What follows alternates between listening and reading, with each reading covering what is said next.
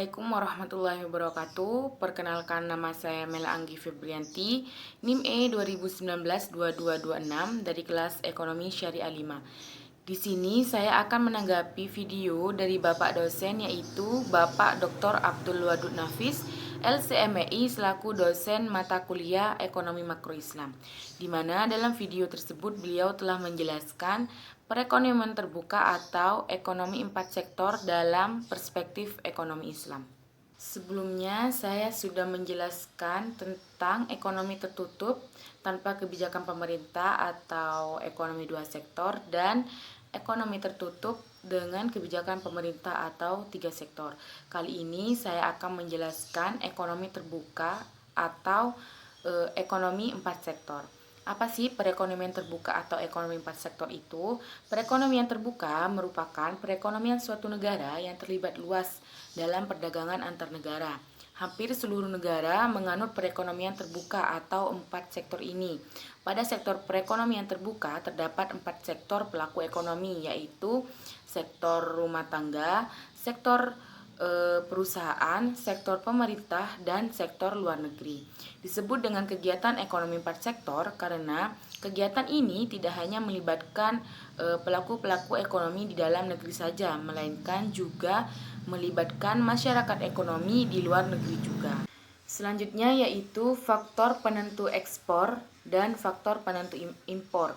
Faktor penentu ekspor itu ada 4. Yang pertama, apabila barang tersebut diperlukan negara lain dan mereka tidak dapat memproduksi barang tersebut atau produksinya tidak dapat memenuhi keperluan dalam negeri.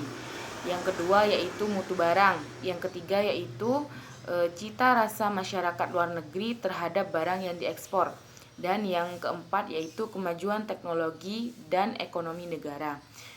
Selanjutnya yaitu faktor penentu impor. Faktor penentu impor itu juga ada 4. Yang pertama yaitu tingkat pendapat negara, yang kedua ada inflasi dalam negeri, dan yang ketiga kemampuan suatu negara untuk muat barang, dan yang terakhir yaitu cita rasa konsumen. Pada dasarnya, aktivitas ekspor dan impor ini merupakan aktivitas yang diperbolehkan menurut Islam, sebab ekspor dan impor merupakan bagian dari kegiatan perdagangan. Perdagangan antar negara dapat dilakukan secara bilateral atau multilateral. Hal ini karena antar negara dapat saling memenuhi kebutuhan satu sama lain. Kita sebagai makhluk sosial, manusia membutuhkan orang lain dan lingkungan sosialnya untuk bersosialisasi dan berinteraksi. Selanjutnya yaitu siklus aliran pendapatan ekonomi terbuka. Penggunaan faktor-faktor produksi oleh perusahaan sehingga terjadi aliran pendapatan pada sektor rumah tangga berupa upah, gaji, dan sewa. Perusahaan membayar pajak kepada pemerintah, rumah tangga membayar pajak kepada pemerintah. Rumah tangga melakukan konsumsi barang-barang yang diproduksi perusahaan dalam negeri. Rumah tangga melakukan konsumsi luar negeri atau impor. Sektor rumah tangga menabung pada institusi-institusi keuangan.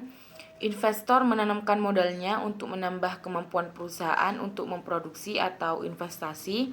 Pemerintah melakukan pembelanjaan dalam negeri, dan perusahaan menjual barang produksi ke luar negeri atau ekspor. Selanjutnya yaitu perekonomian terbuka pada sistem ekonomi Islam. Menurut Manan, prinsip dasar yang telah ditetapkan Islam mengenai perdagangan dan niaga adalah tolak ukur dan kejujuran, kepercayaan dan ketulusan. Sejarah telah membuktikan bahwa Islam telah menganjurkan perdagangan internasional.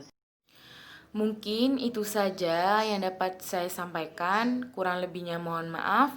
Wallahul muwafiq ila aqwamit thoriq. Wassalamualaikum warahmatullahi wabarakatuh.